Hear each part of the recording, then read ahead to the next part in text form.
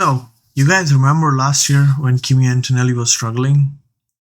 I don't mean anything catastrophic, not like Mercedes have ruined a teenager's career struggling, nothing like that, but he was struggling. The mid season slump, it was real. There were races where he was absolutely nowhere, weekends where you could actually see the pressure getting to him, just a little bit. Because every single race weekend, half of the paddock, they were watching this kid, specifically, just to see whether he'd crack under the expectations. And honestly, that is a ridiculous amount of pressure for anyone. Well, what he did, he ended the year with 150 points. He was on the podium three times, which, by the way, is still a fantastic rookie season in modern Formula One. Like, genuinely impressive. But it wasn't dominant. It wasn't the whole, oh my god, this is the next Max Verstappen kind of a season. It was just good. Very good, actually. Fast forward 8 months, China, Japan, Miami, three poles and three wins in a row. And somehow this 19-year-old has become the first driver in Formula One history to convert his three poles into three victories. And let's not forget, 18 months ago, this guy was literally handing out his school homework to his engineers so he could finish his assignments and race around the world. Now just look at him, he's leading the Formula One World Championship. Miami, it was chaos in itself. Absolute chaos. Cars in the walls, weather threatening to destroy the entire weekend. Ferrari somehow turning a podium fight into a therapy session. And a regulation package that the whole paddock had been desperately waiting for. We've got a lot to talk about. Let's get into it.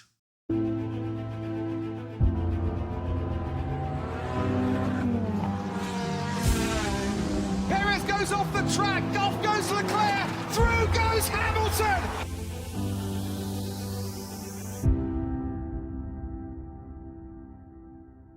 Alright, welcome back to the Art of Motor Racing.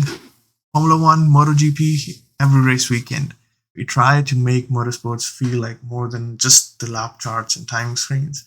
And honestly, Miami, it gave us plenty to talk about because this weekend, somehow, it managed to be messy, dramatic, technically important, and historic at the same time. Now, before we even get into the actual race weekend, we need to talk about why Miami it felt different. Because this wasn't just another race. Formula One had basically disappeared for 5 weeks. Remember why? Bahrain and Saudi Arabia got cancelled because the conflict in the Middle East, and suddenly every team on the grid got something they almost never get during a season: time. Actual time to develop things. And you could feel it immediately in Miami. Well, McLaren, they turned up with a car that looked quick again. Ferrari found performance. Red Bull, they were looking sharper. Mercedes, weirdly, they decided to hold off their major upgrade package until Canada, which is either incredibly confident or slightly terrifying depending on how you look at it. But honestly, the biggest story wasn't even the upgrades, it was the regulation changes. Another mid season tweak. Because if you watched the opening races this season, you probably noticed the drivers were absolutely miserable. With these new power units, harvesting issues, de- deployment issues, cars basically running out of electrical energy halfway down the streets, it looked very awkward. Miami, it was his first real attempt at calming things down. The development maps they were adjusted, the energy usage was changed, and suddenly racing it looked a little better. I won't say it was perfect, definitely not perfect, but just a little bit better. And because this was a sprint weekend, there was basically no time for anybody to figure things out slowly. One practice session, that's all they got. Then straight into qualifying, and immediately McLaren, they looked dangerous. Lando Norris put the car on sprint pole, and honestly, the bigger surprise was probably Kimi Antonelli. He was right there, because at this point it's becoming difficult to call it a hot streak. This is just who he is now. Ferrari, they were quick. Red Bull looked decent for a change. And Mercedes looked slightly uncomfortable.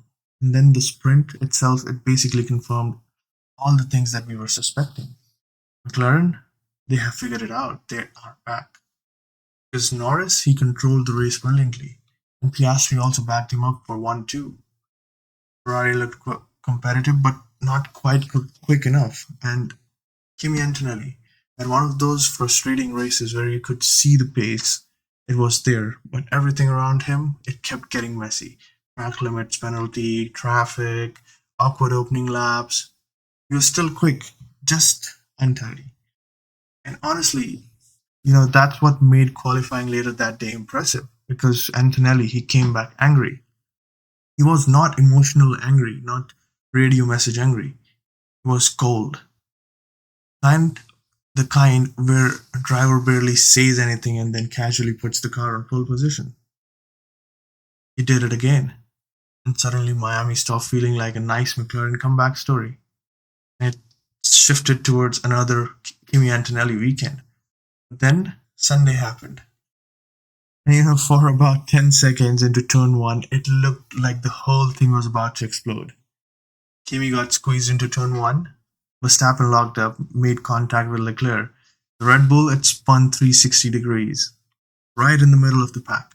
20 cars bearing down, looking right at him and at racing speed. Somehow, I've watched this back several times. I still don't fully understand how nobody hits him. Field just parts. Verstappen spins, finds himself pointing in the right way, rejoins in 8th. And suddenly, the pole sitter, who was supposed to control the race, was fighting just to survive lap 1. Honestly, the opening phase of the race, it was brilliant. Nobody really had control of it. Leclerc was leading. Kimi Antonelli then started fighting back. Norris, he came alive in the middle stints as well. And Verstappen, even though he had spun, he looked dangerous. The strategies kept shifting because everybody was nervous about the weather. It never properly settled down. And I think that's why this race worked so well. Because Miami, to be very honest with you, can sometimes feel a little bit of an artificial event. Big celebrity spectacle, fake marina, and all of that. But the racing this weekend, it was properly chaotic in the best possible way. And through all of it, Antonelli, he just kept hanging around. That's the thing that impressed me the most. Even when the race got messy, he never really looked rattled. There was pressure from Norris for basically half of the race. There were strategy questions. And then there was this possibility of the rain. And he had that early lockup. And yet, every single time the race threatened to drift away from him, he somehow reset and pulled it back. That does not look like a rookie behavior anymore. That's a championship behavior. Because once the final stint had settled in, Norris, he was close enough to keep Mercedes uncomfortable, but not quite close enough to attack. And Kimi, he just managed it calmly, no panic, no mistakes. He just controlled the race. 3 races, 3 poles, and 3 wins. Honestly, I genuinely don't know where the ceiling is anymore. I'm saying that sincerely, not as someone saying something dramatic on YouTube. Because last year I watched this kid go through some very difficult weekends and thought, yeah, he'll probably become a race winner eventually. I did not think like he's gonna come back this season and immediately start threatening for the championship. And speaking of the championship, the gap is starting to become real now. Kimi Antonelli, he's leaving Miami on 100 points. Russell is already 20 points behind. Charles Leclerc is 41 points after that incident that he had. Norris, he actually had a very good weekend and somehow he's still 50 points behind. It is slightly terrifying if you're not a Mercedes fan. Now, McLaren, though massive weekend for them, because even without winning the Grand Prix, this was probably the first weekend, whole season, where they looked like a complete threat again. The sprint pace, it was real. Norris, he looked very confident again, just like a champion should look like. Piastri, he was properly aggressive in the late race as well. The car, it is working now. Or at least it works far better than it did before the break. Red Bull are interesting too because honestly, fifth place for Max Verstappen after that spin, the strategy issues, and the general chaos of the race is actually pretty decent damage limitation. Great, they're working. That's the important part. Watch Canada carefully because I don't think Red Bull are as far away as they looked earlier this season. And then there is Ferrari. To be very honest, I don't even know what to say anymore about them because they do have the speed. The car is clearly fast enough. Leclerc, he had podium right in front of him, and yet somehow Ferrari's weekends keep collapsing in the strangest way possible. The pit stop it was slow. The final lap, complete mess. And he got a penalty because of that. You could literally see the frustration on radio. At one point, it genuinely felt like Ferrari, they are actively inventing new ways to ruin their own weekends. And the frustrating part is you can tell everybody inside the team knows it too. Fred Visser, he knows it. Leclerc knows it. Even the whole paddock knows it.